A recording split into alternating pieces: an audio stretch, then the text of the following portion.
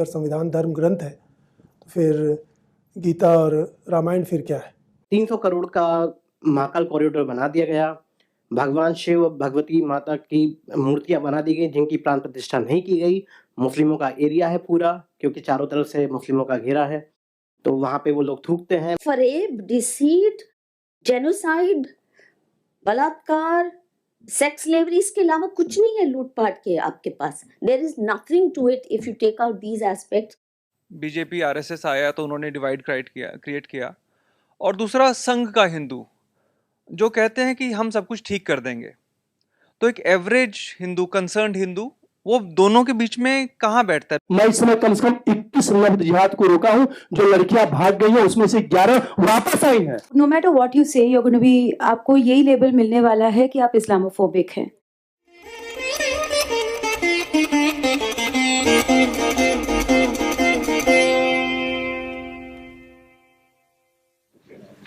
संघ द्वारा हिंदू देवी देवताओं या धर्म ग्रंथों को संविधान से, भगवा ध्वज या रंग को तिरंगे से, मंदिरों को भारत माता या राष्ट्र से रिप्लेस करने की कोशिश दिखाई देती है।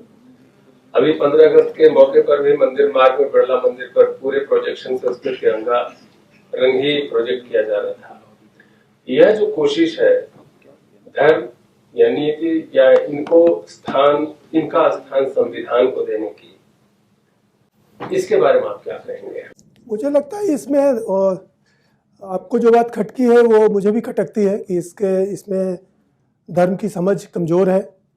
जैसे संविधान को धर्म ग्रंथ कहना, ये भी उसी तरह की बात है, क्योंकि जिस अर्थ में धर्म को लिया जाता है, अगर संविधान धर्म ग्रंथ है तो फिर गीता और रामायण फिर क्या है? तो घालमेल करना शब्दों का, ये कहीं न कहीं धर्म की समझ की कमी दर्शाता है। और दूसरी ओर चूँकि दूसरी पार्टियों के कुछ अपने आइकन हैं, कुछ सिंबल है, और यहाँ चूँकि पूरी विचार शून्यता है, जैसा मैंने बौद्धिक मोर्चे की वीरानी में कई उदाहरणों से और कई घटनाओं से दिखाने की कोशिश की है, तो इस विचारहीनता या खालीपन को, एक हीन भावना को वो किसी न किसी तरह ऐसे सिंबल से भरना चाहते हैं जिससे लगे कि नहीं उनका भी कुछ है, उनकी भी कोई आइडियोलॉजी है, उनका भी कोई आइकन है, उनका भी कोई सिंबल है। तो ये एक तरह का वीक ये अटेम्प्ट है, बचकाना प्रयास है। और दूसरे लोगों ने भी इसको नोट किया है कि भारत माता को जिस रूप में श्री अरविंदो ने या टैगोर ने व्यक्त किया था, वो भाव इसमें नहीं है। इसमें भाव है कि हम बस सबको हम राष्ट्र, देश, देशभक्ति शब्दों का यह बमबारी करते रहें और इसी से सब कुछ हो जाएगा। ऐसा कुछ होता नहीं है। मुझे लगता है कि इसमें ये दो कमियां झलकती हैं, लेकिन इसका प्रमाणिक उत्तर तो वही दे सकते हैं। ये जो भ्रम है, नूपुर जी ने भी ये पूरी इस पे चर्चा करी, पूरे हिंदू समाज में भ्रम है। इस्लाम के ऊपर हमारा शत्रुबोध है ही नहीं बिल्कुल। तो इसमें एक आर्ग्यूमेंट ये नहीं हो सकती कि बीजेपी और संघ परिवार में भी नहीं है, तो उसकी वजह से जैसा बाकी हिंदू समाज है वैसे ही ये सब भी काम करते हैं, तो केवल उन्हें क्यों पिन पॉइंट करना, ये तो सिस्टमिक प्रॉब्लम है। ये एक आर्ग्यूमेंट हो सकती है। हाँ, ये बहुत अच्छा सवाल है, लेकिन मैं ऐसा महसूस करता हूँ कि यह पूरी समस्या पिछले 100 साल की है। गांधी जी से पहले इस्लाम को धर्म के रूप में मान्यता भी सचेत हिंदू समाज नहीं देता था, ऐसा मुझे लगता है। मैं हजार्ड कर रहा हूँ, क्योंकि दयानंद सरस्वती ने खुल के लिखा था, बंकिम चंद्र ने खुलकर लिखा था, श्री अरविंदो ने खुल करके हिंदू सिंबल के साथ राजनीति की थी। और ये प्रश्न उठने पर कि भाई मुस्लिम या इस्लाम, कहीं मुझे नहीं मिला कि वो इस्लाम को कोई धर्म मानते भी थे। तो पहली बात तो ये गड़बड़ी कि इस्लाम भी उसी तरह एक रिलीजन है जिस तरह से हिंदू है, और मोहम्मद उसी तरह गौरवशाली प्रतीक हैं जैसे राम और कृष्ण हैं। ये गांधी जी से पहले मुझे तो नहीं मिलता, और अगर अपवाद स्वरूप हो भी तो वो हिंदू समाज की बात नहीं कही जा सकती। तो मैं इस बात को ठीक नहीं समझता कि हिंदू समाज में शत्रुबोध नहीं है, क्योंकि मैं समझता हूँ 2 या 3 देश ही ऐसे हैं पूरी दुनिया में जहाँ इस्लाम कब्जा करने के बाद भी उसको जीत नहीं सका और अंत में उसको हारना पड़ा, और उसमें भारत है। तो हिंदू तो 1000 सालों से उससे लड़ रहे हैं। लेकिन ये जब से ये पार्टी वाली पॉलिटिक्स शुरू हुई, जब से ये आइडियोलॉजिकल पॉलिटिक्स शुरू हुई जो गांधी जी ने शुरू की, जिन्होंने पहली बार खलीफत और मोहम्मद और कुरान को वह प्रतिष्ठा दी जो उससे पहले भारतीय वांग्मय में नहीं मिलती है, तो वो भ्रम तो हमारे लीडरों ने शुरू किया। तो इसके लिए जनता को दोष देना कहाँ तक उचित है? तो प्री इंडिपेंडेंस ब्रिटिश टाइम तक तो ये कहा जा सकता है कि ये उनके पास ज़्यादा शक्ति नहीं थी, लेकिन जितनी थी जनता उन्हीं की ओर देखती थी। कांग्रेस एकमात्र संगठन था, गांधी जी उसके एकमात्र नेता थे, तो उन्होंने जो तय किया वही कांग्रेस की बात हुई। जो खलीफत के बारे में भी आपने ठीक से बताया कि गांधी जी ने एक तरह से वीटो करके उसको एक कंडेमेशन प्रस्ताव भी पास नहीं होने दिया। तो ये तो हिंदू समाज की भावना नहीं थी, ये लीडरों ने ज़बरदस्ती की। लेकिन 1947 के बाद से जब धीरे धीरे प्रोग्रेसिवली पूरी शिक्षा स्टेट कंट्रोल्ड हो गई, जो ब्रिटिश टाइम में भी नहीं थी, शिक्षा नीति, text book, syllabus, authors, topics, themes, मैं तो कहूँगा इवन फिगर्स, डेटा, यह सब अगर स्टेट तय करता है कि क्या बच्चे को दिया जाएगा या युवा को दिया जाएगा, फिर उस बच्चे या युवा का दोष ही क्या बनता है? जब वो बड़ा होकर के लॉयर बनता है, जर्नलिस्ट बनता है, ऑफिसर बनता है, पुलिसमैन बनता है, टीचर बनता है या कुछ भी बनता है, अगर वो सारी झूठी बातें धर्म के बारे में, हिंदू समाज के बारे में, जातिवाद के बारे में, हिंदू धर्म ग्रंथों के बारे में, गुरुओं के बारे में, इस्लाम के बारे में, अगर वो सारी झूठी बातें बोलता है तो इसमें उस जनता का क्या दोष है? तो ये तो पहले आप अफीम देकर उसको सुलाते हैं, फिर कहते हैं देखो ये तो अफीमची समाज है। मैं इसमें कुछ गड़बड़ी पाता हूँ। मैं आपसे एक प्रश्न करूं। मैं सक्सेना हूं, भूतपूर्व चीफ कमिश्नर इनकम टैक्स। मैं आपके सामने ये बात रखना चाहता हूं कि गांधी ने, मैं उसको महात्मा नहीं कहता क्योंकि वो महात्मा होने के लायक ही नहीं थे। महात्मा वो होता है जो सत्य का पुजारी होता है, जो सत्य का अन्वेषी होता है। पंडित रामचंद्र देहलवी जो इस्लाम के बहुत बड़े जानकार थे और अरेबिक को इस तरीके से बोलते थे जैसे मुस्लिम्स बोलते हैं और शास्त्रार्थों में उनको हराते थे, एक बार मिलने के लिए गए इन्हीं गांधी महाशय के पास ये कहने के लिए कि इसमें महाराज देख लीजिए क्या क्या लिखा हुआ है। मैं आपको बताता हूँ कि अरेबिक में ये लिखा है और इसका अर्थ ये है। और आपको मैं याद दिलाऊं, 14वें समुल्लास में महर्षि स्वामी दयानंद सरस्वती ने इस्लाम के ऊपर ही व्याख्या करी है, जो कि उन्होंने उसके जो दोष थे वर्णन किया था। लेकिन मैं इस घटना को बताता हूँ, तो श्रीमान गांधी ने उनसे मिलने का समय नहीं दिया, उनसे बात नहीं की। तो जो व्यक्ति सत्य से दूर रहता है, जो सत्य से भागता है, वो महात्मा कैसे हो सकता है? वो इस देश का आइकन कैसे हो सकता है? इंग्लिश जानने से आदमी सत्यवादी, सत्यमानी, सत्य विचारी नहीं हो सकता। वो होंगे वकील, वो सिर्फ मैट्रिकुलेट थे ओरिजिनली। और उनकी दोस्ती थी एक अब्दुल से, जो अरेबिक, जो गुजरात का ही था, जिसका वहाँ व्यापार था, और वो उनको बुलाने वाला भी व्यापारी था, उनका पर्सनल दोस्त भी था। इसके कारण जो बचपन के उनके जो भाव, स्वभाव और प्रकृति उत्पन्न हुई, और एक कोई सेक्ट था जिसको उनकी माता भी मानती थी, वो मुझे नाम याद नहीं है, निजारी शिया इस्लाम, हाँ वो जो था, तो उस सब के कारण उन्होंने वो आपके ऊपर थोप दिया और हिंदुओं ने जानने की कोशिश नहीं करी। नहीं, मुझे लगता है ऐसा नहीं है। मैंने अभी उल्लेख भी किया कि गांधी जी के समय में ही श्री अरविंदो ने या भीमराव अंबेडकर ने, उसमें पॉलिटिशियन भी थे, उसमें ज्ञानी भी थे, साधु संत भी थे, काशी के बड़े बड़े पंडित भी थे, उन्होंने वही बातें कही थी और इससे ज़्यादा गंभीर आलोचनाएं की थी। समस्या ये है कि अगर यह हमारी शिक्षा प्रणाली में ये बातें नहीं आती, तो ये हम और आप एक दूसरे को कन्विंस करते रहें गांधी जी की महानता और उनके द्वारा किए गए गलतियों की भी महानता वो स्थापित रहेगी। ये हम इसमें अपना समय एक तरह से नष्ट करते हैं अगर वह बातें जान करके भी सत्ताधारी या नीति निर्माता, जिनके हाथ में यह शक्ति है कि वो देश के करोड़ों लोगों को संबोधित कर सकते हैं और वो तुरंत घर घर पहुंच जाएगी, अगर वो इसके ठीक उल्टी बातें करते हैं, तो फिर हम एक दूसरे को ये बातें कह करके, जितनी बातें आपने कही उसमें कई बातें मैं पढ़ चुका हूँ और शायद यहाँ बहुत लोग इसमें उसको जानते हैं, लेकिन वो हेल्पलेस है। वो बातें एजेंसी में नहीं जाएंगी, वो शिक्षा में नहीं जाएंगी, वो मीडिया में नहीं जाएंगी, वो दूरदर्शन से वो प्रसारित नहीं होंगी, उस पर चर्चा भी नहीं होगी। तो हम एक ऐसे ट्रैप में हैं, सैंडविच की तरह या दबे हुए हैं कि हमारे पास कोई रास्ता नहीं है, ऐसा मुझे लगता है। मैं उज्जैन से हूँ और अभी उज्जैन में एक इलीगल मस्जिद का कंस्ट्रक्शन हुआ है, गुंबद बना दिया गया है। प्रशासन के द्वारा कलेक्टर के बोलने पर भी मोहम्मद के ऊपर एक प्रतियोगिता रखी गई, बहुत लोगों के व्हाट्सएप पे आया होगा।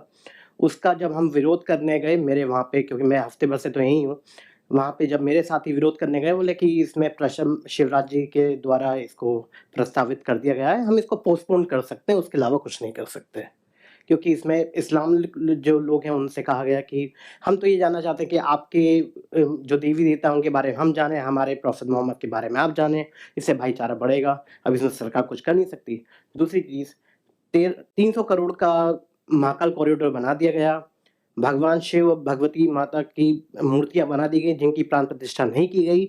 मुस्लिमों का एरिया है पूरा, क्योंकि चारों तरफ से मुस्लिमों का घेरा है, तो वहाँ पे वो लोग थूकते हैं। मैंने ये कहा कि कम से कम 84 मंदिर, क्योंकि मनोजी जी ने बताया था मुझे, वो अभी अशोकनगर डिस्ट्रिक्ट में आई थी, तो ऐसे बहुत सारे मंदिर जो गुप्त साम्राज्य की वजह से जिनका जीर्णोद्धार नहीं हुआ है, ये 300 करोड़ वहाँ लगाए जाते तो मंदिर में चढ़ावा तो अपने आप खुद ही आ जाता, लोग चढ़े और ज़्यादा रेवेन्यू आता। तो ऐसे ये जो कॉरिडोर बनाए जा रहे हैं, ये केवल पार्टी को खुश करने के लिए या अपना महिमा मंडित करने के लिए, जबकि हमारे जो मंदिर ऐसे बहुत सारे हैं उनका जीर्णोद्धार होना बाकी है, तो उनका क्या? तो ये जितनी भी चीज़ें, मैं इंद्र जी के साथ भी काम करता हूँ, लेकिन जब मैं उनसे बात रखता हूँ कि मुस्लिम राष्ट्रीय मंच क्यों बनाया, तो गुलरेख सिख जी को आपने, जिनके फादर वनवासी कल्याण मंच में काम कर चुके हैं, लेकिन उनकी माता हिंदू हैं, तो उनको आप क्यों आगे बढ़ रहे हैं? जबकि मुझे पूरा का पूरा ये लगता है कि वो नेशनल स्पोक पर्सन होके बहुत सारी चीज़ें मुस्लिम ऑर्गेनाइजेशन को बताते हैं, तो उसके ऊपर मुझे चुप करा दिया जाता है। मुझे ऊपर से कंप्लेन करी जाती है कि भारत रक्षा मंच में मैं था, मुझे इस बात से मुझे वहाँ पे यूथ सेक्रेटरी के पोस्ट पे मैं था, वहाँ से 1 हफ्ते पहले निकाल दिया जाता है। तो ये सारी चीज़ें जो हम, मेरे जैसे ऐसे बहुत सारे लोग हैं, हम लोग क्या करें? पार्टी में भी, यहाँ बाहर भी। ये बहुत कठिन प्रश्न है, सबको अपना उपाय स्वयं ही ढूंढना होगा, ऐसा मुझे लगता है कि जितनी बातें आप कह रहे हैं ये एक तरह की उसकी पुष्टि है कि जो आलोचना मैं कर रहा हूँ, इसका कोई रेडीमेड उत्तर नहीं है। जो जहाँ जिस स्थिति में है उसी में कुछ उपाय कर सकता है, लेकिन ये जरूर है कि हर व्यक्ति कुछ ना कुछ कर जरूर सकता है। मैं आपकी पूरी परिस्थिति नहीं जानता, लेकिन मुझे लगता है कि कुछ किया जा सकता है। लेकिन समस्या ये है कि जो बातें संगठित रूप से स्टेट या रिसोर्सफुल पार्टी के द्वारा हो रही हैं, उसका प्रतिकार आसान नहीं है, लेकिन असंभव नहीं है। पहले तो आप दोनों को धन्यवाद, दोनों ने बहुत ही कॉम्प्रिहेंसिव प्रेजेंटेशन दिया। 2 बातें आपके लिए शरण जी, एक तो अपनी पुस्तक का अंग्रेजी अनुवाद भी करवाइए प्लीज, बहुत आवश्यक है कि आपका लेखन अंग्रेजी वालों के दिमाग का कचरा निकाल ले, तो कृपया ये कीजिए। दूसरा, जो आप ही ने कहा, मैं उससे सहमत होते हुए शत्रुबोध की बात करना चाहूँगी हिंदू समाज के। मेरे पेरेंट्स की जनरेशन तक, ये भूल जाए हम कि इस नेता ने कहा, दयानंद सरस्वती ने कितना जागृत करने की कोशिश की इस्लाम के बारे में वगैरह वगैरह, परंतु मेरे माँ पिता की जनरेशन तक नहीं खाते थे मुसलमानों के हाथ का खाना, नहीं रहते थे उनके मोहल्लों के पास, और रिश्ता करना तो मतलब बिल्कुल नाइटमेयर लगता है। मुझे याद है एकदम आप जब बात कर रहे थे, मेरे माँ पिता ने कभी मुझे किसी बात से मना नहीं किया, और मैं सोचती हूँ इतना निरंकुश छोड़ना नहीं चाहिए था। खैर, उन्होंने किया और मैंने झेला उसको, परंतु मेरी माँ ने केवल और केवल एक बात मुझे कही थी। उनको मालूम था कि मन मर्जी की मालिक हूँ, तो बोले कुछ भी कर लेना, मुसलमान से शादी मत करना। एक सेंटेंस, और मेरे दिमाग में वो रहा। उस वक्त मैंने समझा नहीं उसका आशय पूरी तरह से। पार्टीशन रेफ्यूजी फैमिली थी और मुझे याद है मेरी माँ मेरे साथ जब अमेरिका गई एक बार न्यूयॉर्क में, हम किसी जूश फ्रेंड के यहाँ रुके थे और 3 दिन तक मेरी माँ ने खाना नहीं कुछ खाया, फल बाहर रखा होता तो ले लेती थी। हम हैरान परेशान, चुप, क्योंकि उनको आदत नहीं थी। She was very silent quite person, I mean अपने को अपनी ऑब्जेक्शंस नहीं इस तरह रजिस्टर करती थी। और फिर जब हमने दूसरे तीसरे दिन पूछा क्या, तो बोले बीफ रखा है फ्रिज में, pastrami. As you know, Jews are very fond of beef pastrami. She wouldn't eat simply because some beef was kept there. फिर हमने धोया फ्रिज को, सब कुछ किया, तो नहीं खाते थे उनके हाथ का। और बीफ तो बहुत दूर की बात है। अब आते आते मेरे ही परिवार के जो यंगस्टर्स हैं उनको फर्क ही नहीं पड़ता बीफ खा रहे हैं कि क्या खा रहे हैं, मीट इज मीट। तो बहुत शत्रुबोध था और उसको कैसे तोड़ा गया उस अवेयरनेस को, वो अपने आप में, आप तो कहानी वो ही बता रहे हैं आप दोनों। आपके लिए नुपुर थोड़ा लेट आई, माफी चाहती हूँ, पर 2 बातें। Again a great presentation, very comprehensive and lot to make sense of from there. आपने 2 बातें कही, एक तो कि प्लूरलिज्म तभी पॉसिबल है जब सब माने कि ग्रेन ऑफ ट्रूथ है दूसरे में भी। मुझे लगता है कि हमें कहना पड़ेगा ग्रेन ऑफ ट्रूथ भी नहीं है तुम्हारे पास, नो थैंक यू, नहीं है। और फरेब, डिसीट, जेनोसाइड, बलात्कार, सेक्स स्लेवरी, इसके अलावा कुछ नहीं है लूटपाट के आपके पास। There is nothing to it if you take out these aspects, तो कुछ भी नहीं है। So I am not even willing now, you know, मैं जो कि गांधी से ग्रस्त थी कितने साल तक, मैं जब ये कह रही हूँ तो मुझे लग रहा है कि बहुतों का खून खोल चुका होगा। मेरा इतना लेट खोला तो बहुतों का खोल रहा होगा। आउटलेट की, एक कंसोलिडेटेड आउटलेट की हमारे पास कमी है। सो ग्रेन ऑफ ट्रूथ हम नहीं अब मानने वाले। और उसको रिलीजन नाम की चीज भी, आई मीन हम पहले कहते थे, उससे तो निकल चुके हैं, ऑल रिलीजन्स आर सेम, बकवास। बट इसको मैं रिलीजन भी नहीं मानने वाली। इसका ये जेनोसाइडल कल्ट है and full stop, there is nothing more to it. Secondly, you said Hindus need protection, no doubt. I mean, that's step 1. But I think we've come to a point when we have to be able to not only acknowledge to ourselves, but to be able to say out straight and clear, publicly and of course privately to ourselves, which is Islam और Christianity के साए में हमारा बचना असंभव है, नहीं जी सकते हम। इसलिए वो 20% हैं या जब 8% हैं, जब जितने भी हैं, अगर उनमें इतनी हिम्मत है कि खुलेआम ऐलान करें गज़वा हिंद का कि दरअल इस्लाम बनाना है, उनको परवाह नहीं है कि 80% हिंदुओं का क्या होगा, क्या करेंगे। वो तैयार हैं 80% का कत्लेआम करने को। हम जितने भी % बचे हैं, पता नहीं कितने हैं, nobody even knows, our government lies to us, but 60 तो होंगे, 65 तो होंगे, 70 ना भी हो। हम क्यों नहीं कहने को तैयार कि आई एम सॉरी, हम नहीं आपके साए में रह सकते। सो जो जिस तरह Pakistan unfinished agenda of partition Kashmir को बना के हमें 70 साल से नाक में दम कर रखा है, कभी वॉर्स हो रहे हैं, कभी टेरर अटैक्स हो रहे हैं, कभी क्या हो रहे हैं, वो अनफिनिश्ड एजेंडा के तहत हमारा नाक में दम करके हमारे सूली पे टांग रखा है। हम क्यों नहीं unfinished agenda of partition, full and total transfer of population, and we have much bigger reason to say so, क्योंकि पाकिस्तान में हिंदुओं की एथनिक क्लेंजिंग, जेनोसाइड हो चुकी है, बांग्लादेश में बहुत तेजी से चल रही है। तो हमें भी कहना पड़ेगा वी कांट को एग्जिस्ट। जिन्ना ने यही कहा था ना, हिंदू और मुसलमान नहीं रह सकते, we can't coexist, we are 2 nations. I think we must take that Jinnah statement seriously, and if they can say it कि हम यहाँ गज़वा हिंद करेंगे, तो हमको भी कहने की हिम्मत, पॉलिटिकली इनकरेक्ट जितना भी हो, कि हम इस्लाम और क्रिश्चियनिटी दोनों के साए में हम जिंदा रह ही नहीं सकते, क्योंकि इनका स्टेटेड यही एजेंडा है. But ma'am, who do you think is going to do it? No, it doesn't matter. If there is a full Is it population your and exchange my demand. agenda? Are we ready? As I said, I wasn't ready till about 5 years ago. I wasn't quite prepared. But that's because our knowledge of Islam was limited, very limited. आज जितनी भी हमारा ज्ञान है, thanks to social media, not because of any other, I think we have to first say to ourselves, नहीं रह सकते, और अनफिनिश्ड एजेंडा इसको हमने कंप्लीट करना है.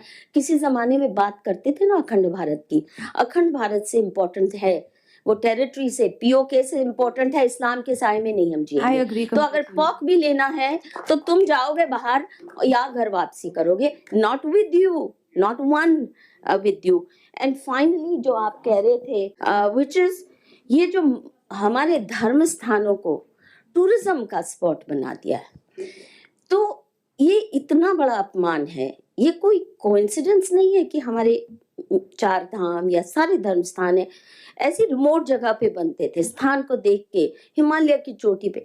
अब वहाँ क्या लेके जाएंगे जो टूरिस्ट जाता है? कचरा, शिट छोड़ के क्या आते हैं हम अपना वहाँ पे?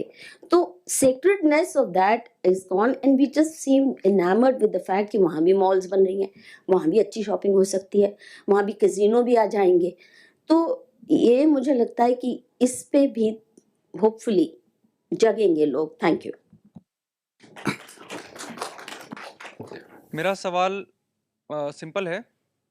सेक्युलर हिंदू जो कहता है कि सब ठीक तो चल रहा है, बीजेपी आरएसएस आया तो उन्होंने डिवाइड क्रिएट किया, और दूसरा संघ का हिंदू जो कहते हैं कि हम सब कुछ ठीक कर देंगे. तो एक एवरेज हिंदू, कंसर्न्ड हिंदू, वो दोनों के बीच में कहाँ बैठता है? बिकॉज ना वो सेक्युलर्स के साथ बैठ सकता है जो कहते हैं कि कुछ भी गलत नहीं है, सब ठीक चल रहा है, और ना वो संघी हिंदू के साथ बैठ सकता है बिकॉज दे से कि वी आर इन कंट्रोल. देखो कितने रोड्स बन गए हैं, देखो कितना कुछ डेवलपमेंट हो रहा है, इंडिया का यूएस कितना सम्मान कर रहा है, यूरोप से हमारे पास डेलीगेशंस आ रही हैं. एक तो सवाल ये है सर कि thanks to Sangam talks, thanks to OP India, कि एक जनरेशन आ रही है बाहर जो सोचती है कि हमें कुछ करना है, पर उनको कोई, देयर आर नो टेकर्स. संघी हिंदू भी उसका टेकर नहीं है, सेक्युलर हिंदू भी इसका टेकर नहीं है. तो हमें दोनों तरफ अपना क्लाउड बढ़ाना है. दूसरा सर, बीजेपी सरकार हर जगह स्टैट्स दिखाती है, ये 6 करोड़ सिलेंडर गए, ये 50,000 किलोमीटर का रोड बन गया है, ये बन गया है. तो हमारा जो हिंदू जेनोसाइड का डाटा है, लेट्स टॉक स्टार्ट्स कि इस राज्य में इस महीने में इतने हिंदू कटे हैं, इस राज्य में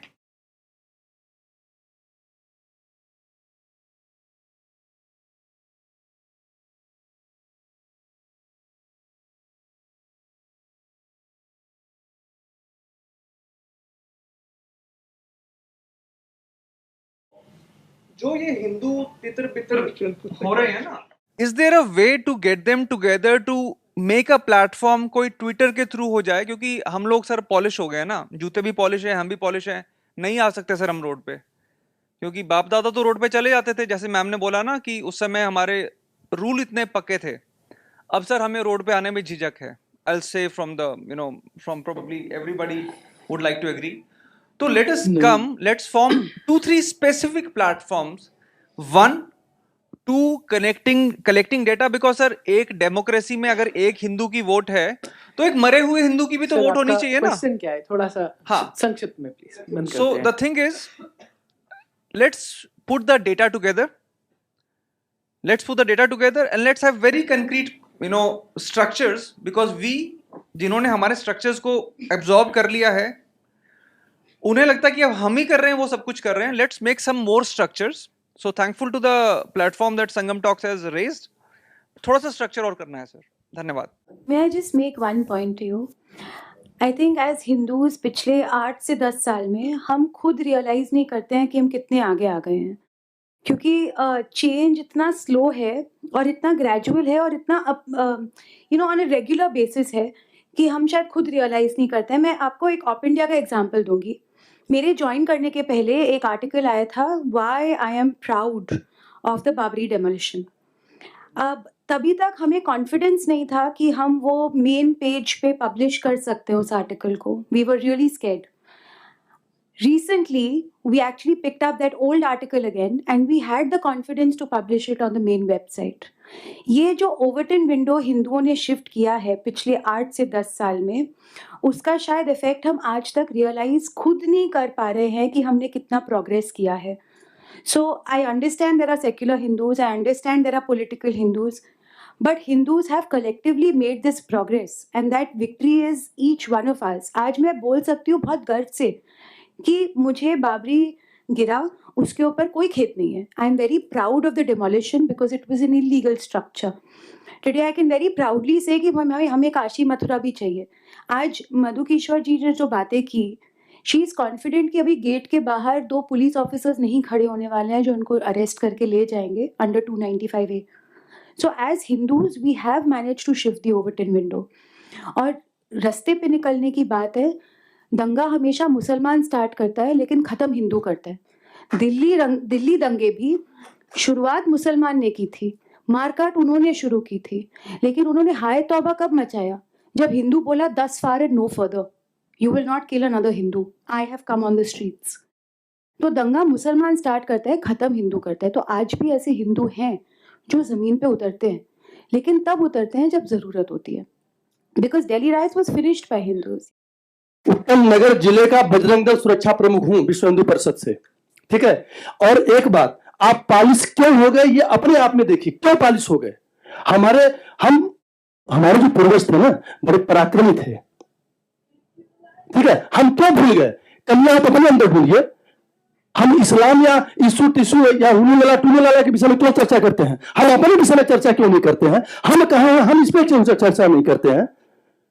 आप इतना सामर्थ्यवान बन गए। मैं बता दूं, इस पूरे विश्व का एक चीज बता देता हूं, सामर्थ्यवान हमेशा कमजोरों का शोषण किया है। वो चाहे जो आप सामर्थ्यवान रहेंगे, दूसरा शोषण नहीं करेगा। आप सामर्थ्यवान रहिए। मैं अपनी बात बता दूं, भरे प्रभु को बता दूं, मैं इस समय कम से कम 21 लफ्ज जिहाद को रोका हूं। जो लड़कियां भाग गई हैं उसमें से 11 वापस आई हैं।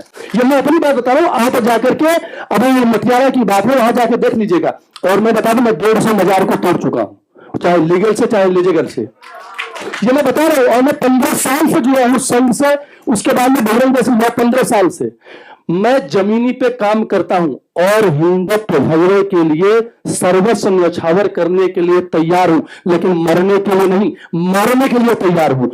आप जिस दिन मारने के लिए तैयार होंगे उस दिन यह नहीं होगा। आप अपने को कमजोर क्यों समझते हैं? मैं सबसे बोलना चाहूँ, मैं इस सुन रहा हूं और नूपुर जी से मैं 2% समझ पाया, क्योंकि इंग्लिश मेरी कमजोर है। यूपी से आता हूं मैं, इंग्लिश कमजोर है। लेकिन सर ने जो बोला, मैं कहीं कहीं उनसे सहमत था, कहीं कहीं नहीं सहमत था, क्योंकि उन्होंने अब तक जितनी भी बातें बताई, पार्टी मतलब बीजेपी की हो या कांग्रेस की, उन्होंने आलोचना की मेरे हिसाब से, जो मैं समझ पाया। हमें यह नहीं कि आलोचना करनी, कहीं ना कहीं अगर अभी भाई साहब ने बोला कि उज्जैन का कॉरिडोर, इसके पहले क्या था, आप इस पे मंथन करिए और अब क्या हो रहा है। एक बात आप जान जाइए, मैं बार बार बोलता हूं, आप में क्षमता होगी तो आप सर्व चीज करवा के लेंगे, चाहे जो हो। हिंदू लालची हो रहा है, स्वार्थी हो रहा है, एक दूसरे की परवाह नहीं कर रहा है। मैं गांव से हूं, पहले एक मड़ई उठाई जाती थी, पूरा गांव आके उठाता था। किसी की शादी पड़ जाती थी, मैं जाकर के लिया हूं, लोगों के घर से गद्दे आते थे। अब कहां चला गया वो? हम अपने आप को एडवांस समझ रहे हैं, हम खुद जो है विदेशी कल्चर को अपना रहे हैं। कौन आ रहा है आपको अपनाने के लिए? कौन जबरदस्ती थोप रहा है आप पे? ये हमारे अभी माता जी ने सारी चीजें सही की, लेकिन इन्होंने बोला कि हमारे बेटे या हमारे जो आगे हैं वो बीफ खा। आपने क्यों उनको सही शिक्षा, अगर आपसे जो शिक्षा मिली आपको, आपके पूर्वजों से, आपके दादा माता पिता से, आपने अपने बच्चों को शिक्षा क्यों नहीं दी? कमियां हमारे अंदर है, कमियां मेरे अंदर है, मैं अपने कमियों को छोड़ के क्यों डिजर्व करूं? जी बस यही कहना चाहता हूं। बस भाई साहब पे बोल दिया, बहुत देर से क्वेश्चन पूछना था। अगर कुछ गलत बोला हूं तो क्षमा चाहूंगा। और मैं बोल दिया कि पहले मैं ज्ञान से हर तरह से मैं छोटा हूं, इसलिए जय श्री राम। जो नूपुर से मैं बिल्कुल पूरी तरह सहमत हूँ। 8 साल में जो हमने प्रोग्रेस करी है, this would have been unimaginable before this BJP Yes. Government in power हम लोग अरेस्ट हो सकते थे। हमने संगम टॉक्स में एक टॉक करवाने के लिए डर लगता था कि कहीं आके अरेस्ट ना कर दें। फिर हमने कैलकाटा कुरान पिटिशन पे भी कर लिया, उससे कहाँ पर आकर हम खड़े हैं। This was not possible. इस पे ये शंकर जी जो क्रिटिसिज्म आता है ना, मुझे लगता है कि कई बार थोड़ा सा ये वाला एस्पेक्ट नहीं देखा जाता उसको, कि हमारी मूवमेंट हुई है, प्रोग्रेस उन्होंने नहीं करी हमारे कॉजेस पे, मगर अड़चन नहीं डाली है, शायद हमें प्रोग्रेस करने का मौका मिला है। नहीं, मैं इससे पूरी तरह सहमत नहीं हूँ। मुझे लगता है जितनी प्रोग्रेस हुई है उसका सबसे बड़ा श्रेय सिर्फ इस नई टेक्नोलॉजी को है। मैंने नहीं देखा कि जितनी भी बातें कही गई ये दूरदर्शन पर भी कही जा सकती हैं। ये डिस्कशन दूरदर्शन पर भी हो सकता है, ये लॉफुल होगा, ये नहीं होता। हमें स्टेट से या उससे कोई इंकरेजमेंट नहीं हुई है। एक ये हाइपोथेटिकल इमेजिनेशन है कि अगर ये उनकी सरकार होती तो ये नहीं होता, वो नहीं होता। मैं तो लंबे समय तक ऐसी जगह काम कर रहा हूँ जहाँ काम करना कठिन होता, और लोगों ने कहा भी मुझे प्लीज़। तो ऐसा कुछ नहीं है। पार्टियों की दृष्टि से अगर तुलना करें तो मुझे नहीं लगता कि कांग्रेस कम हिंदू पार्टी है, या उनके रिकॉर्ड में बहुत सी चीज़ें ऐसी हैं जो बीजेपी सोच भी नहीं सकती, उनके लीडर बोल भी नहीं सकते। नेहरू ने कहा है कि ऐसे मिशनरीज को कह दो यहाँ से चले जाने के लिए जो यहाँ सिर्फ कन्वर्जन कराना चाहते हैं। उन्होंने नियोगी कमीशन बनाया था सिर्फ ये कांग्रेस ने ये बताने के लिए कि डाटा कलेक्ट करके बताओ कि ये इनकी सबवर्सिव एक्टिविटीज़ भारत के लिए क्या है। आज उससे कई गुना मिशनरीज बढ़ चुके हैं। क्या वो एक कमीशन भी बना सकते हैं? वो कमीशन किस चीज़ के लिए बना रहे हैं? वो कमीशन बना रहे हैं कि उन क्रिश्चियंस और मुस्लिम्स को क्यों ना दिया जाए जिसको कांग्रेस ने मना किया था। इसलिए मैं इसमें थोड़ा स्केप्टिकल हूँ कि कांग्रेस आसानी से हमें अरेस्ट कर लेती और हमें दंडित कर देती। मुझे इस पर डाउट है। उसमें भी जो हिंदू हैं, जो MP हिंदूज हैं, और बल्कि मुझे ठीक याद नहीं है कहाँ मैंने पढ़ा, मैंने सुना कि किसी अच्छे सोर्स ने बताया, बोला कि रामकृष्ण मिशन को मिसेज इंदिरा गांधी ने नॉर्थ ईस्ट में भेजा था मिशनरियों को चेक करने के लिए। यहाँ तो उनके लोग जाते हैं, ये उनके सारी एक्टिविटी को जस्टिफाई करते हैं उनके बड़े बड़े लीडर, वो भी मीडिया में आकर के। जो ये कह रहे थे, इनका टॉप लीडर क्यों नहीं बोलता, दूरदर्शन से क्यों नहीं बोलता, मीडिया में क्यों नहीं बोलता, ओपन इंडिया में जाकर के इंटरव्यू क्यों नहीं देता? ये नीचे के लोग हमें भड़काएं, गुस्सा दिलाएं, अपने आप को ही दोषी समझना सिखाएं, और ऊपर के लोग उन्हीं लोगों को मदरसे बना करके दें, उनको पैसे दें, उनको सेंट्रल यूनिवर्सिटीज दें। ये कौन सी चीज़ है? ये तो मैं समझता हूँ कि हर एक जगह पर अपने आप को डालना। जितने भी इस तरह के हिंसात्मक गतिविधियां हुई, बंगाल में हुई या शाहीन बाग में हुई, कौन बजरंग दल का लीडर अरेस्ट हुआ? किसने लीड किया? अगर वो लीड नहीं कर सकता तो फिर उसको कहने का कोई हक नहीं है। निचले लोगों का वो दुरुपयोग कर रहे हैं। जिन्ना का नाम लिया गया कि जिन्ना ने कहा था 2 नेशन हम हैं, उसके मुकाबले हम क्या नीचे यहाँ बैठ के राहुल जी बोलेंगे? जिन्ना की तुलना में सिर्फ गांधी बोल सकते हैं, ओवैसी की तुलना में सिर्फ उसी लेवल के RSS या बीजेपी के लीडर बोल सकते हैं। वो क्या बोलते हैं? वो ठीक उल्टी बात बोलते हैं कि मोहम्मद के रास्ते पर चलो, राम और कृष्ण की तरह मोहम्मद सम्माननीय है। उसका मुकाबला ये आपकी बात करेगी? मुझे इस पर डाउट। एक सेंटेंस में मुझे इनको जवाब देने दीजिए। आपने कहा कि हमने क्यों नहीं अपने बच्चों को सिखाया। उसका सिंपल, मैं अपने नेफ्यूज की बात कर रही हूँ, नीसेस की। जब तक घर में थे, स्कूल में, मतलब घर में रहते थे, तो सीधे थे। कॉलेज गए, ये जो इलीट यूनिवर्सिटीज, हॉस्टल्स में गए, कोई कनाडा गया या जहाँ भी, अशोका यूनिवर्सिटी भी, किसी में दिल्ली यूनिवर्सिटी भी, वहां ये सारी वो बातें आई हैं। और माँ पिता की बात बिल्कुल बेमानी लगती है। ये तो पूरा संस्कृति थोपी जा रही है एजुकेशन सिस्टम में कि आपको अपने लिए सोचना है। You have to think for yourself, don't be a slave to your parents. तो बच्चों को इतना ब्रेन वॉश। दूसरा, उनके ग्रेड्स इतने खराब कर दिए जाते हैं यदि वो सही रास्ते पे टिके रहें। और बहुत से मेरे ही घर के ऐसे बच्चे हैं जिनको पब्लिकली उनकी यूनिवर्सिटीज में इतना स्टिग्मेटाइज किया जाता है, क्योंकि वो मेरे रिश्तेदार हैं, किश्वर नाम से पहचाने भी जाते हैं, ना भी बताना चाहें तो। उनके ग्रेड्स पे फर्क पड़ेगा, उनके ये पे, नौकरी पे। सो प्लीज अंडरस्टैंड कि माँ बाप के हाथ से ले लिया गया है सारा domain है। मैं 2-3 बात कहना चाहता हूँ केवल। मैं शंकराचार्य जी का 15-20 साल से अध्ययन करता हूँ, बहुत अच्छा लिखते हैं, बहुत अच्छा ज्ञान है। मैं ये कहना चाहता हूँ कि जैसे जनसंघ का भगवा रंग निकल के तिरंगा लगा दिया बीजेपी ने, 2 रंग ला दिए, तो आरएसएस के भगवे में हरा रंग कब आएगा? राष्ट्रीय मुस्लिम मंच बना रखा है इन्होंने और रोजा इफ्तार पे दावत देते हैं ये। तो हम एक हिंदू राष्ट्र की बात कैसे कर सकते हैं जब हिंदुत्व की पार्टी, हिंदुत्व के लिए समर्पित पार्टी आरएसएस वाले हम लोगों को ये ध्यान नहीं करते? हम कहाँ जाएं? अंधों में काना राजा हमें आरएसएस दिखाई देता है, बीजेपी दिखाई देता है, हम कहाँ जाएं इस वक्त? मोदी जी ने कई काम अच्छे भी किए, जो एनआईए को बहुत सुविधा दी है, आतंकवाद मिटाने के लिए इंटरनेशनल लेवल पे मोदी जी बहुत काम कर रहे हैं। लेकिन उन जिहादियों की शिक्षा कौन खत्म करेगा जो जिहादी बनाते हैं? इसमें जो माइंड में जिहाद भर रहे हैं ब्रेन वॉश को, उसको कौन खत्म करेगा? जब तक इस्लामिक शिक्षा ये मदरसे खत्म नहीं होंगे, जिहाद खत्म नहीं होगा। और जब तक इस्लाम रहेगा वो हिंदू को मारेगा। हिंदू काफिर है, कुफ्र को मारना उनका संकल्प है, वो इसको नहीं छोड़ सकते। हम कितना इकट्ठा कर ले, और हमको बांटा जा रहा है जातियों में, जनजातियों में, आदिवासियों में। हम हिंदू एक हैं, हमको बांट कितना वोटिंग के लिए अलग अलग बांटे जा रहे हैं, आदिवासी बना दिया।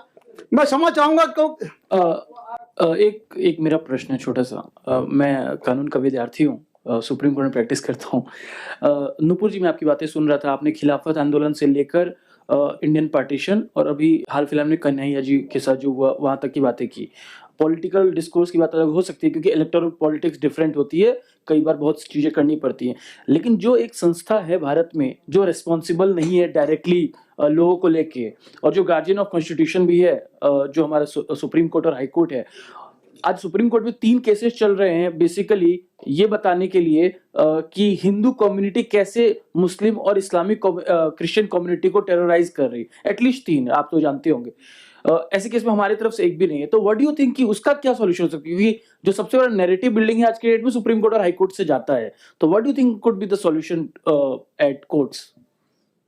The only solution I see is if we have lawyers of the standing of Kapil Sibal and all of these lawyers who fight these cases. There is nothing that us commoners can do. मेरे against, खुद के against एक contempt case pending है, उसको permission मिलेगी कि नहीं by the AG मुझे नहीं पता. But this was after the Nupur Sharma case where we had criticized the comments made by the Supreme Court. तो ये तो लॉयर कम्युनिटी से ही आना पड़ेगा। अगर वहाँ पे 3 केसेस हैं जो बोल रहे हैं कि Hindus are persecuting Christians and Muslims, where are lawyers from our side? And why are lawyers so scared to come out and take these cases up if they are? This is something that the lawyer community has to answer. A journalist like me cannot answer. I can only sit and write an article criticizing a Supreme Court decision or criticizing Supreme Court observations and then pray कि मेरे ऊपर contempt नहीं हो जाए। मैं उतना ही कर सकती हूँ। But ये आंसर तो lawyer community से ही आना पड़ेगा कि lawyer community में ऐसे lawyers क्यों नहीं हैं जो ये cases file कर रहे हैं, जो ये cases लड़ रहे हैं। So this is something that the journalist community cannot answer. But just one more comment if you permit me, sir. मैं 2 इंसिडेंट्स बताती हूँ। मैं जब हौस काजी में गई थी तो हिंदू वहाँ पे इतने से थे, लिटरली मतलब 50 हिंदू से ज़्यादा होंगे नहीं। वो हौस काजी में इन 2019 चांदनी चौक, वहाँ पर हिंदू ज़ोर ज़ोर से जय श्री राम के नारे लगा रहे थे जब मुसलमान अल्लाह अकबर नारे तकबीर बोल रहा था। उनको वो हिम्मत कहाँ से आई? वहाँ पे VHP, बजरंग दल और कुछ RSS के लोग पहुँचे हुए थे और वो उनके सामने खड़े हुए थे, हिंदुओं के सामने। उनको वहाँ से हिम्मत आई जय श्री राम बोलने की। आज हम कितने केसेस कवर करते हैं ग्रूमिंग जिहाद के, लव जिहाद के। पुलिस को नहीं पता, माँ बाप को नहीं पता, सबसे पहले VHP, बजरंग दल या RSS को पता रहता है। दिल्ली राइट्स में जब हिंदू कट रहा था तो RSS, VHP और बजरंग दल के बहुत लोग इंजर हुए थे क्योंकि वो ज़मीन पे थे और हिंदुओं को हेल्प कर रहे थे और डिफेंड कर रहे थे।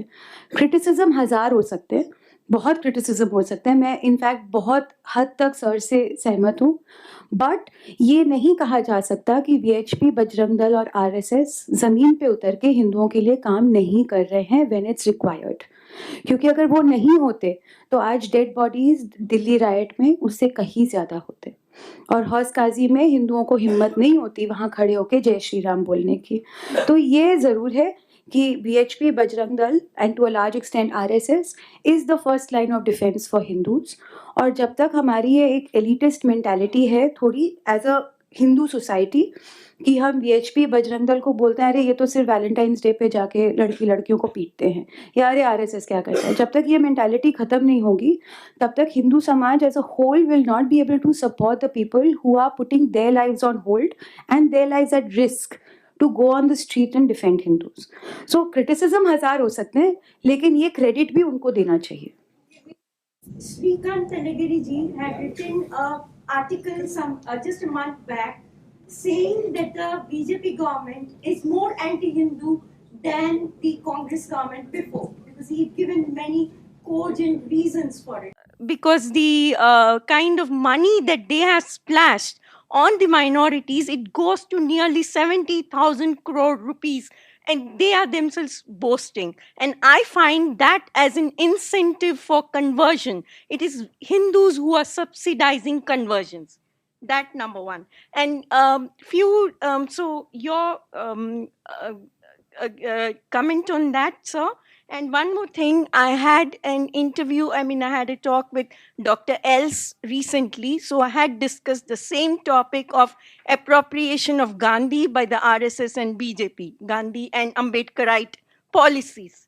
So at that time, I had suggested to him, as a solution for this, shouldn't we look at another alternative Hindu party, like resurrect the Hindu Mahasabha, like he had problems with the Hindu Mahasabha because of Gandhi's assassination and all that.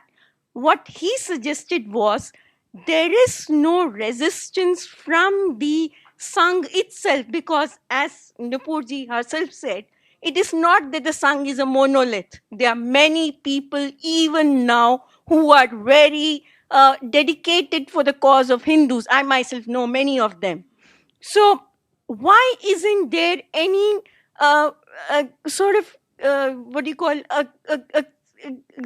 why isn't any opposition coming from the Sangh itself to correct itself? Sangh has to correct itself. That and the party. Thank you, sir. नहीं, वो आपने बहुत अच्छा किया, उसकी याद दिलाई। ये उनका ब्लॉग है श्रीकांत तलागेरी का, वो सबको पढ़ना चाहिए। वो 14 अक्टूबर को उन्होंने लिखा था, मिल जाएगा नेट पर, कि वो डीपली डेंजरस मानते हैं बीजेपी और संघ रिजीम को और उनकी पूरी पॉलिटिक्स को। और उनका महत्व इसमें भी है कि वो 1970 से ही वो इसको वॉच कर रहे हैं और वो बड़े विद्वान भी हैं। और अगेन, जैसा आपके साथ है या मेरे साथ भी है, उनके भी मित्र हैं संघ में, इसलिए वो सबको ज़रूर पढ़ना चाहिए। और बहुत बहुत पावरफुल आर्गूमेंट और फैक्ट उसमें है। और मुझे लगता है कि उस पर जो इंजीनियर साहब ने कहा कि ये उस पर थोड़ा अपराध बोध नहीं होना चाहिए सड़क पर उतरने का। आज की लड़ाई सड़क पर उतरने की तीसरे नंबर की है। पहली लड़ाई आप देख रहे हैं कि अमेरिका में पिछले 3 इलेक्शन जो हुए हैं वो सोशल मीडिया पर लड़े और जीते गए हैं और हारे गए हैं। आज भी ट्विटर में क्या आ रहा है वो ज़्यादा इम्पॉर्टेंट है। सड़क पर जो दंगे फसाद होते हैं या लड़ाई रेसिस्टेंस होती है उसका महत्व है, लेकिन वो तभी है जबकि ऊपर में आपकी पीठ पर कोई हो।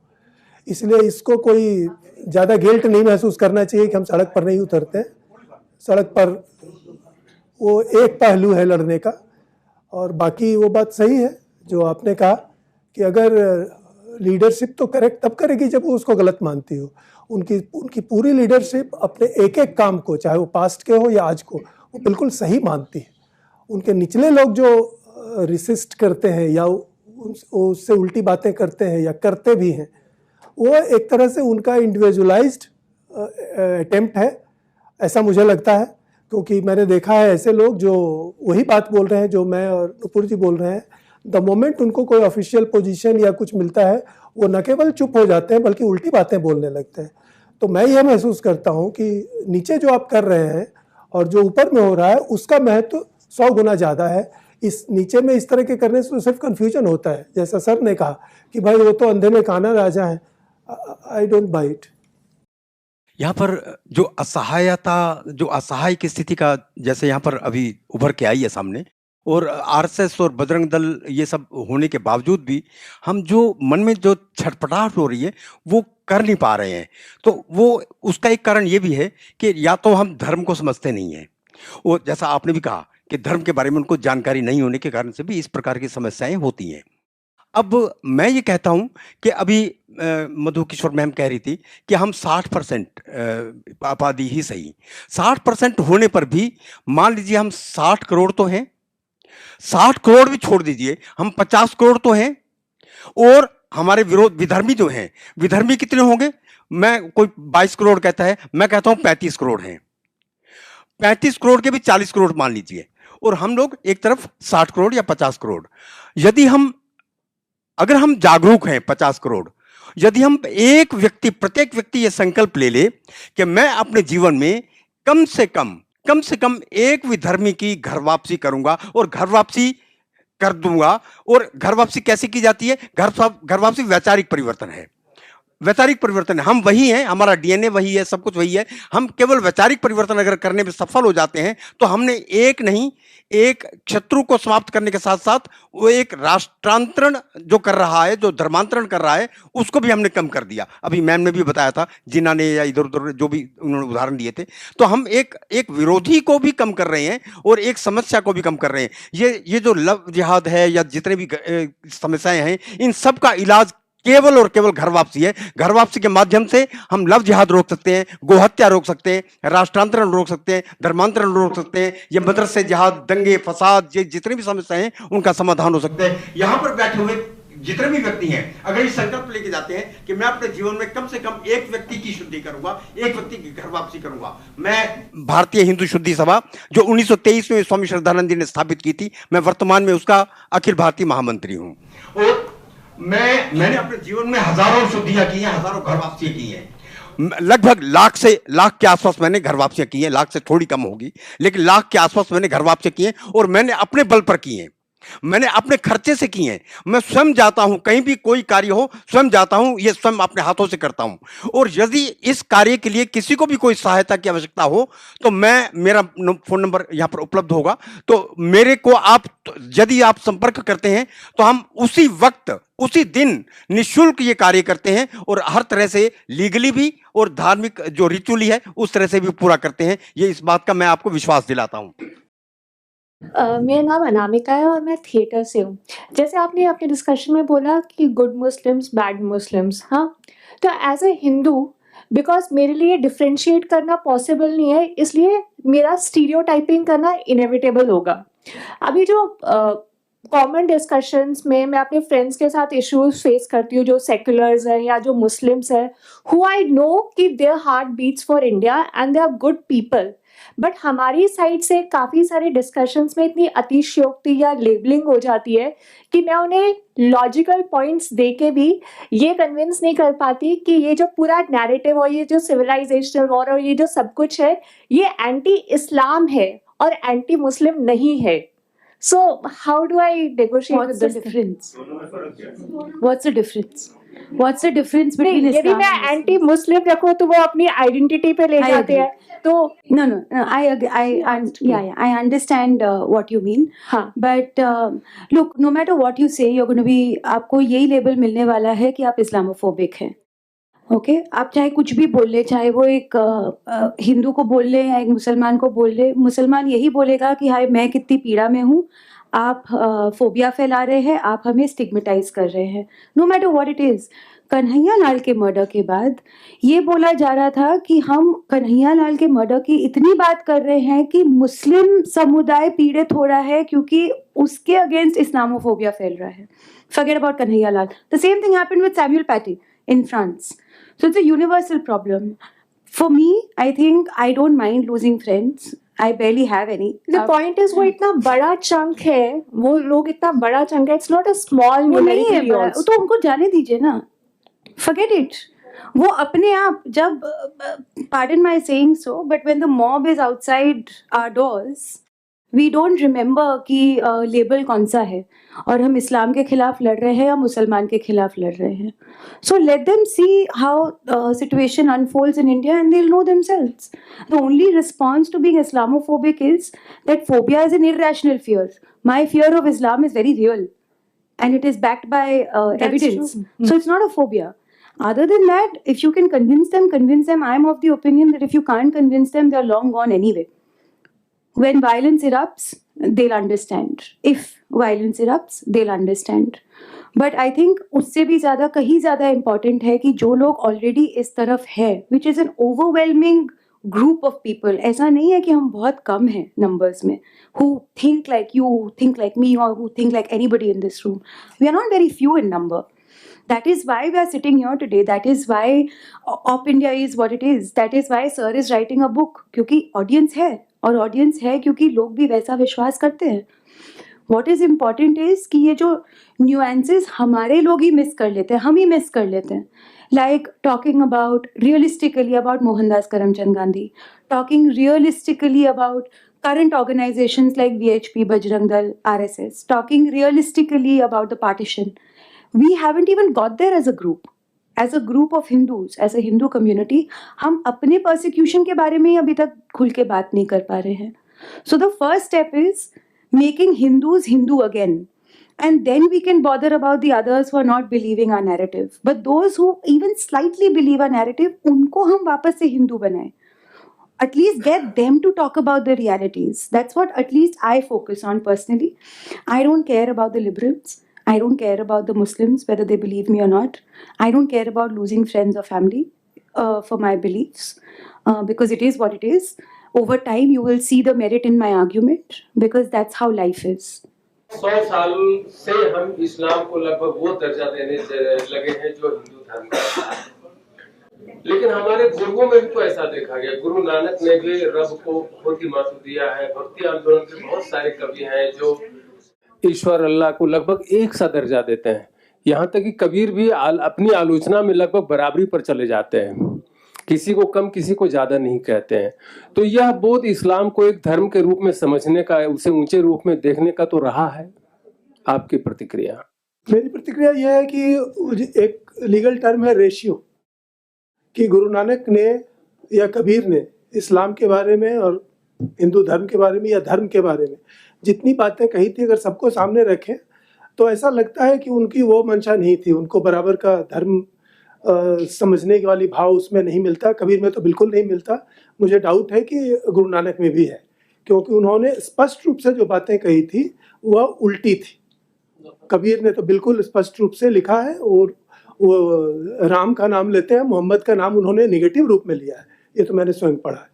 तो ये प्रचार ज़्यादा है इस ढंग से. भक्ति आंदोलन उस रूप में वामपंथियों ने उसको शोषित पीड़ित जैसा कुछ बनाया, ऐसा कुछ नहीं था. अगर सारा उनका कॉर्पस सामने रखें तो मेरे ख्याल से शायद ऐसा निष्कर्ष ना निकले. लेकिन मैं ये जरूर बोल दूं कि मैंने गुरु नानक को पूरा पढ़ा नहीं है, लेकिन अगर ऐसा होता तो वो कोटेशन अब तक हमारे सामने आया होता, जो मैंने कभी नहीं देखा.